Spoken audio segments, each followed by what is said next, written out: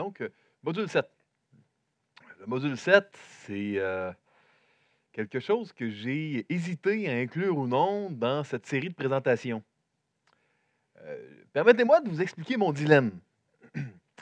Écoutez, le module 7, ce que je vais survoler, c'est le cœur du cours de counseling biblique 1. C'est ce qui est le plus important.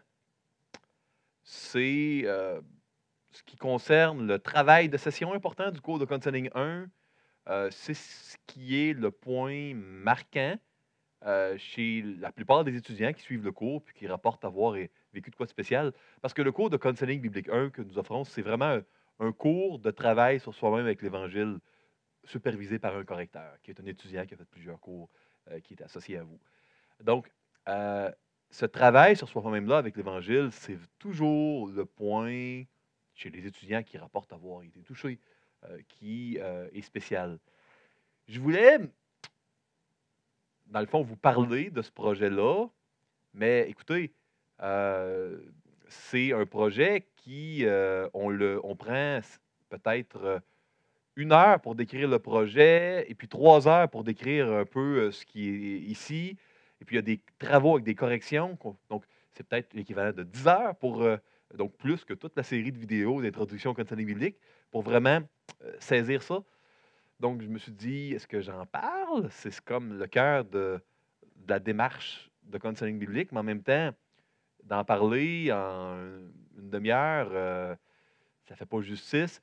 Écoutez, j'ai décidé de vous en parler pour que vous ayez une image un peu de l'étape suivante, des outils qui sont proposés pour travailler sur soi-même avec l'Évangile.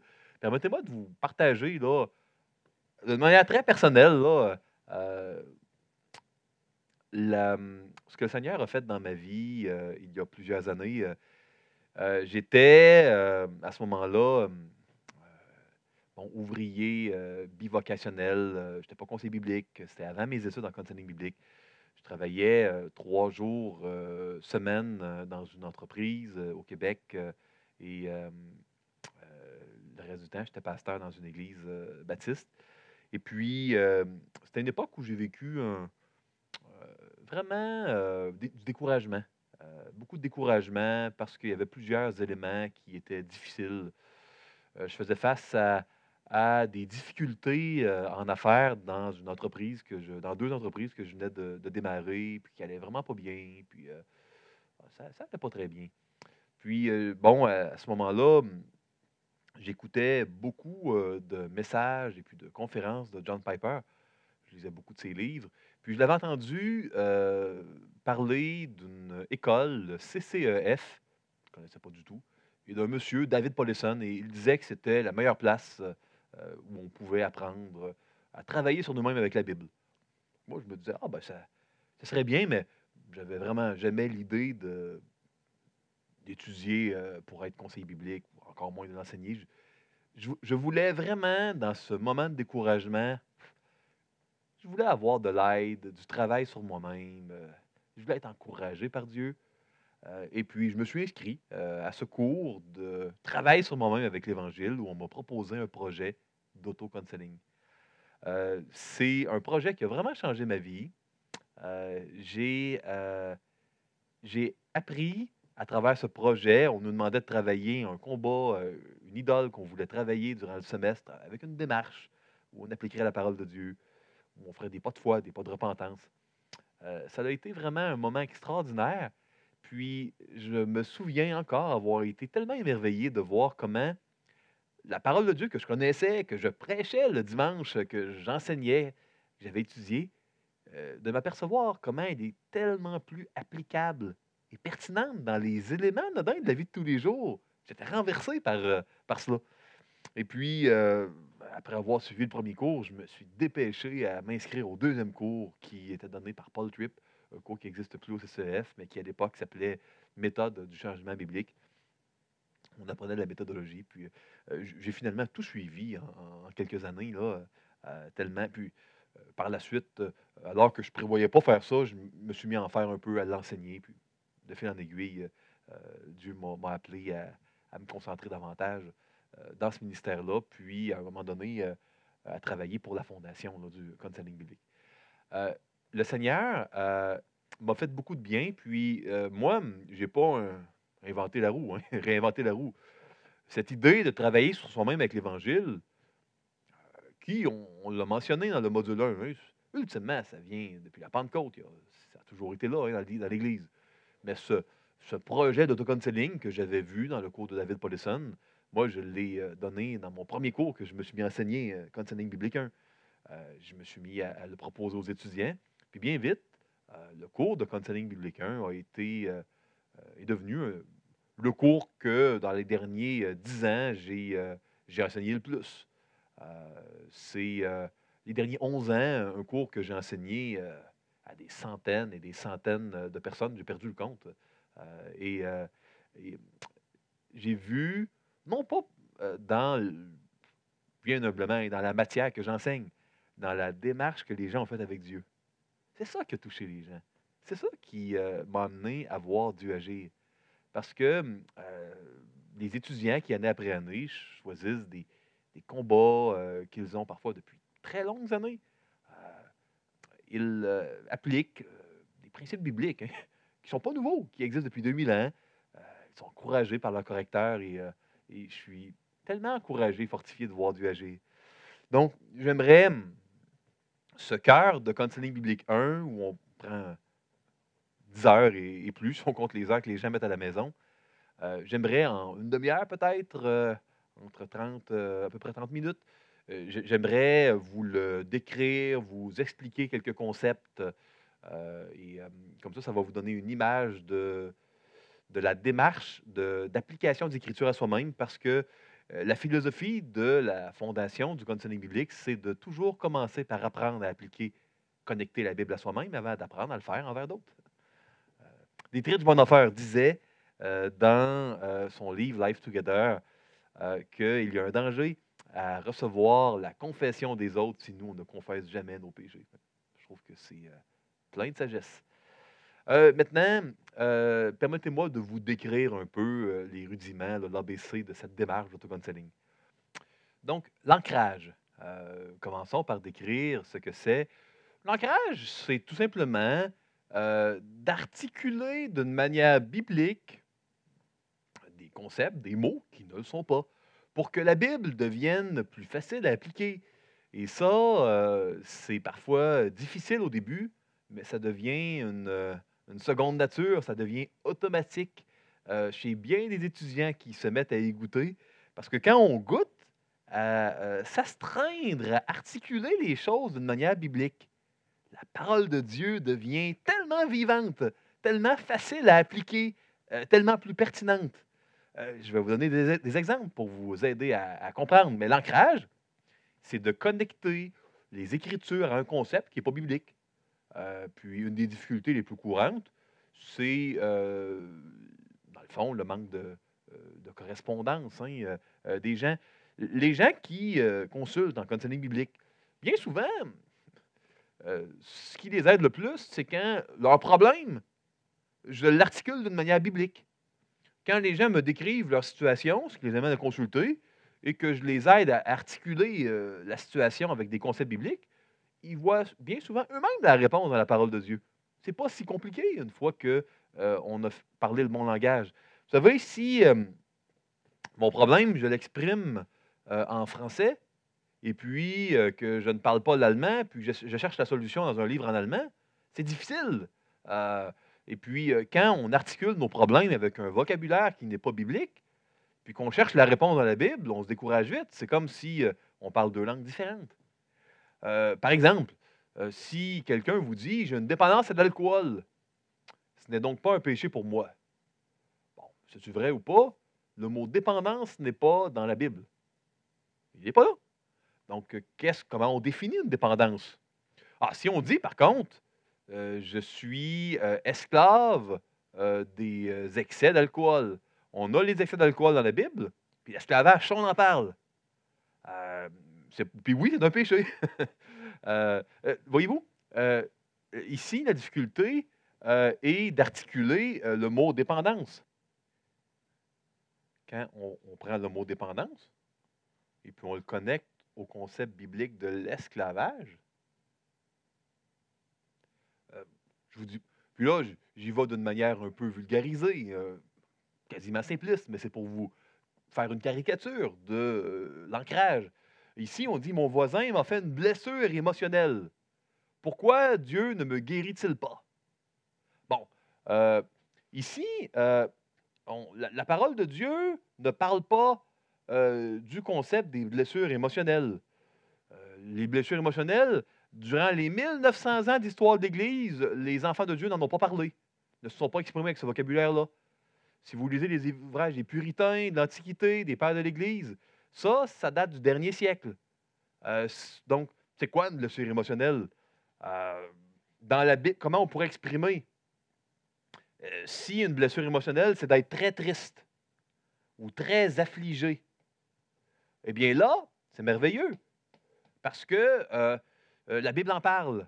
Et puis, la guérison est très rarement utilisée dans la parole de Dieu pour les soins de l'âme.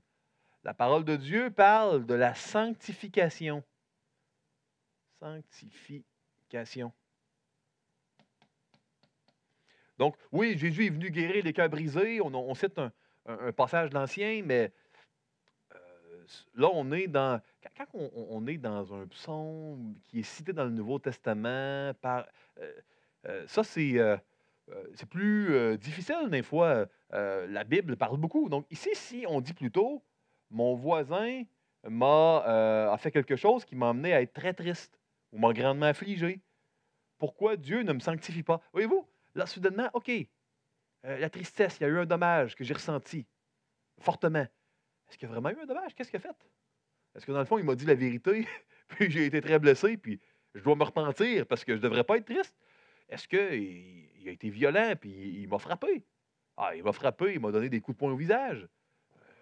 Oui, mon voisin, s'il a fait ça, je vais être très triste. Pourquoi Dieu ne me sanctifie pas? Est-ce que je lui ai pardonné? Est-ce que j'en ai parlé à un frère? Est-ce que j'ai répandu mon cœur à Dieu? Voyez-vous? Euh, si la question, c'est pourquoi Dieu ne m'enlève pas ma tristesse, ah ben là, il faut lire le livre de Job. Il ne faut pas attendre. Pourquoi Dieu permet la souffrance? Une souffrance qui ne semble pas être cohérente. La Bible nous en parle. Et c'est le thème principal des discussions dans le livre de Job.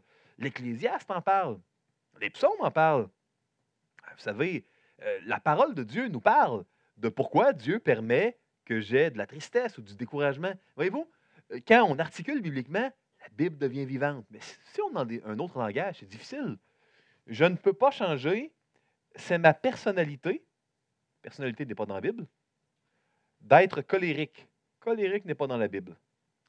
Donc, ici, je ne peux pas changer. OK, ça, le changement, on a ça dans la Bible. Car c'est ma personnalité. La personnalité, c'est quoi? La personnalité, ce n'est pas qui on est. La personnalité, c'est la manière dont on agit.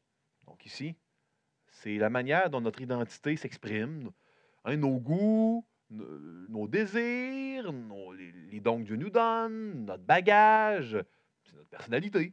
C'est l'expression de notre identité. Donc, expression, comportement de nos désirs, nos dons, les fruits que Dieu produit, nos péchés, passé, présent. Donc, ici, je ne peux pas changer car c'est une expression de mes désirs, de mes fruits, de mes épines. Oh, ça part déjà mal, ça semble être faux.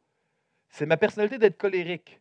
Si être colérique, c'est une référence aux écrits d'Hippocrate ou de d'autres psychologues séculiers plus récents qui seraient d'être prompt à la colère ou d'avoir une propension à la colère, d'être souvent en colère.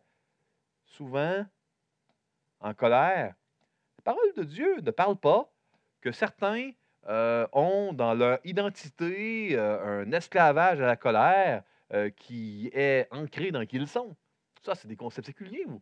Donc, ici, si je ne peux pas changer parce que dans mes désirs, péchés et fruits, je suis souvent en colère, ben là, c'est faux, effectivement. Hein?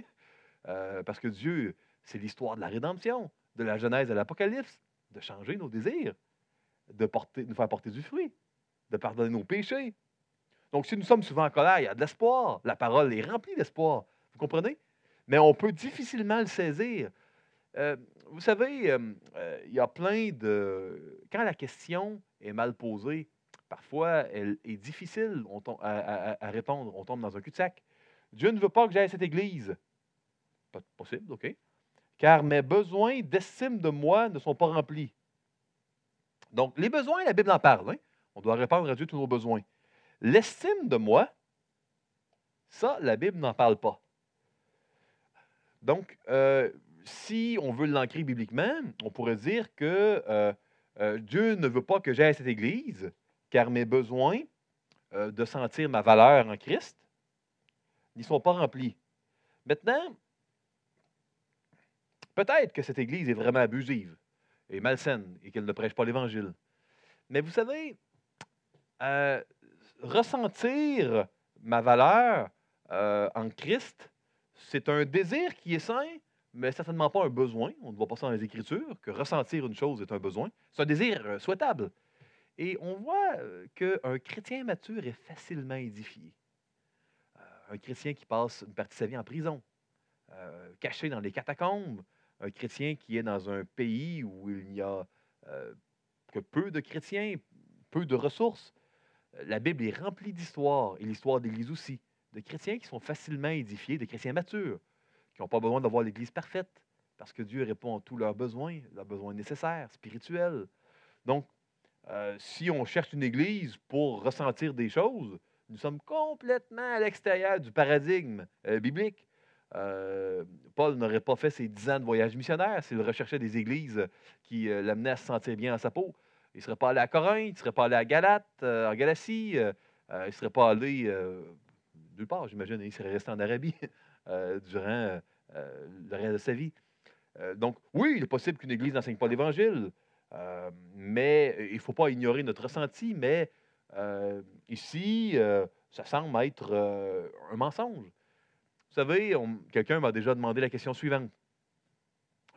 On m'a déjà demandé il y a plusieurs années, pasteur, pourquoi Jésus fait moins de miracles aujourd'hui qu'à l'époque des apôtres?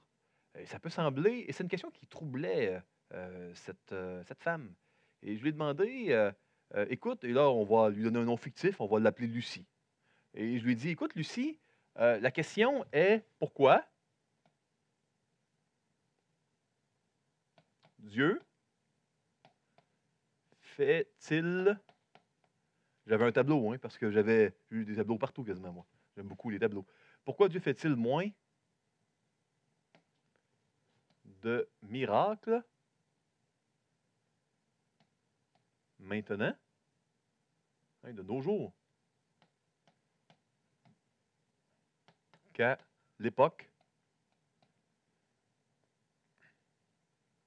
biblique? C'était une femme intelligente qui m'a posé cette question. Et je lui ai dit, et cela la troublait. Et je lui ai demandé, OK, et là, je vais changer de couleur.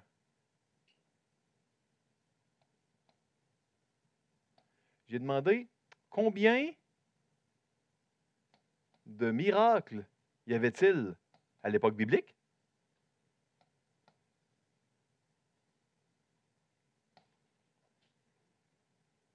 À l'époque de la Bible. Et puis, combien de miracles y avait-il aujourd'hui? Je lui ai dit, avant de répondre à la question, tu me dis qu'il y a moins de miracles aujourd'hui qu'à l'époque de la Bible. Donc, comment il y en avait à l'époque de la Bible? Et combien il y en a aujourd'hui? Il m'a dit, ah ben, je ne sais pas comment il y en avait dans la Bible. Parce que on en voit certains, mais on n'a pas d'informations. J'ai dit, OK, aujourd'hui. Je dis, je ne sais pas. Elle dit, je ne sais pas. Je dis, bon, si tu ne sais pas combien il y en avait à l'époque de la Bible et combien il y en a aujourd'hui, dans le fond, tu peux. Ici, cette question problématique, elle ne peut pas se poser parce que tu n'as aucune idée s'il en fait moins, la même nombre ou plus. Tu ne le sais pas. Voyez-vous comment, et je reviens là-dessus, les fameuses présuppositions. Les présuppositions cachées, pas remises en question, qui sont bien souvent présentes dans le langage. Ça peut amener des croyants intelligents qui aiment le Seigneur à souffrir puis à être troublés. C'est important d'être précis et de remettre en question les présuppositions qui peuvent être présentes d'une manière inconsciente. Et l'ancrage que je vous propose le fait. C'est formidable de voir les petites erreurs théologiques que l'Esprit Saint euh, met au grand jour par la lumière de sa parole. Donc ça, c'est un exemple. Donc le but de l'ancrage est toujours de rephraser, réarticuler les choses d'une manière biblique. Il y a 3 étapes que je suggère pour faire de l'ancrage. 1, nous définissons les mots de l'affirmation en question. Vous avez vu, j'ai souligné les mots dont je ne connaissais pas là, la définition. Exprimer et articuler cette affirmation à l'aide de mots bibliques. Je l'ai écrit par-dessus. Et là, par la suite, on étudie les versets bibliques qui s'y rapportent. Une fois que j'ai écrit les choses d'une manière biblique, je peux prendre une concordance. C'est très facile. Pas besoin d'être un grand théologien, une grande théologienne. Il suffit de redéfinir les mots. Aucun problème à utiliser des mots non bibliques. Est-ce qu'on peut les mettre dans le même langage que la Bible pour voir ce que la Bible enseigne? Et là, c'est facile. Et c'est tellement réjouissant de chercher dans la Bible au fur et à mesure que nos questions parfois anodines, parfois importantes, mais nos questions personnelles surgissent. Bon, le système d'analyse de vignettes. Je vous ai mentionné que le counseling biblique, c'était appliquer la parole de Dieu à la vie. Je vous ai parlé d'ancrage. Ça, c'est très important. On en fait durant tout le cours de counseling biblique 1. C'est vraiment quelque chose de très amusant et très agréable. Les systèmes d'analyse de vignettes, ce sont des manières de faire la dissection, l'autopsie d'épisodes où un combat, un péché récurrent se manifeste. Donc, ce sont de courts épisodes de la vie d'un individu où un de ses combats s'est manifesté. Et là, on propose dans le cours de Counseling Biblique 1 3 manières. Trois manières qu'on n'a pas réinventées. Hein. Une de ces manières est enseignée par Mike Hamlet au CCF et 2 autres sont enseignées par David Paulison, étaient enseignées par David Paulison de son vivant. Donc, il y a dans d'autres cours de counseling d'autres méthodes qu'on peut prendre pour analyser des vignettes. Mais là, dans Counseling 1, on en enseigne 3 simples. Donc, si, par exemple, un étudiant choisit dans le cours de Counseling 1 comme projet d'autocounseling qu'il va travailler durant le semestre, un combat au niveau du mensonge, de la médisance, un combat au niveau de la cupidité, un combat au niveau d'une gestion malsaine de la colère, au niveau d'une dépendance sexuelle quelconque, immoralité sexuelle, pornographie, si quelqu'un choisit un combat avec les troubles alimentaires. Vous savez, il y a une tonne de réponses possibles. Et, ces vignettes seront des épisodes où ce combat-là s'est manifesté. Si quelqu'un a choisi le vol, on lui demandera 3 courtes situations où il a volé quelque chose. Et là, et c'est la personne qui choisit le combat qu'elle veut travailler, hein, évidemment. Hein, c'est un projet complètement personnel. Quelqu'un pourrait choisir quelque chose d'extrêmement anodin. Quelqu'un peut choisir un vrai combat. Quand les étudiants choisissent quelque chose de vrai et qu'ils travaillent sincèrement avec l'Évangile, on voit des choses extraordinaires. C'est vraiment édifiant et fortifiant de corriger un étudiant du cours de Counseling 1. Moi, ça l'a, à bien des égards, changé ma vie chrétienne de faire ce projet-là. Maintenant, les systèmes d'analyse de vignettes, il y en a plusieurs. Je vais vous présenter, pas vous expliquer parce que ça prendrait plusieurs heures. C'est le cœur du cours de Counseling 1, mais je vais vous présenter très brièvement, survoler, les 3 types d'analyse de vignettes. Il y a le schéma du cœur, où nous cherchons dans la vignette choisie quelles sont les idoles, les influences des amis, y a-t-il eu des influences du corps? On n'en a pas beaucoup parlé, mais on en parle un peu plus dans le cours de Counseling 1. Toutes les manières dont le corps, médicalement, peut influencer notre cœur. De quelle manière les circonstances et la culture peuvent nous influencer. De quelle manière nos pensées nous influencent ou non. Et là, on ne parle pas toujours d'influences malsaines, cela peut être des influences très, très bonnes. De quelle manière l'Esprit Saint, la chair, la présence du péché peut agir. Et avec les pires influences, grâce à l'Esprit Saint, nous pouvons prendre de bonnes décisions et entretenir de bonnes affections. Et avec les meilleures influences en raison de la chair en nous, il est possible de prendre de mauvaises décisions et d'entretenir des affections pécheresses. Donc, Les influences expliquent, nous aident à comprendre, à disséquer une vignette, mais ne sont jamais déterminantes. Et ça, c'est la bonne nouvelle. Le schéma du cœur, on peut l'analyser en se posant ces questions-là, qui sont expliquées, on donne plusieurs exemples, on se pratique dans le cours de Counseling 1. Heu il y a également, issu et c'est David Powlison qui a développé ce petit système qui a été popularisé par Paul Tripp et Tim Lane dans le livre «Changer vraiment comment». Hem et c'est inspiré de Jérémie 17, hein, ce système des 3 arbres et c'est tout simplement de dire: la chaleur, c'est des circonstances. Quand nos circonstances, nous les vivons d'une manière, appuyée sur la croix, on porte des fruits et sinon on porte des épines. Si vous vous faites voler votre sac à main, votre voiture, votre porte-monnaie, si vous, dans cette circonstance difficile, vous vous appuyez sur le Seigneur, vous allez porter du fruit. Sinon, vous allez porter des épines. Si vous allez suivre un cours de théologie, il est possible, dans cette bonne chaleur, si vous ne vous appuyez pas sur Christ, de porter des épines. Donc, de chercher à identifier qu'est-ce qui est chaleur, qu'est-ce qui est fruit, qu'est-ce qui est épine, et comment se matérialise la connexion à la croix dans une situation donnée, ça, c'est ce qui nous intéresse dans ce système. Et là, on donne des questions pour aider les gens à analyser leur vignette. Et il y a les 8 questions de Paulison pour analyser une vignette.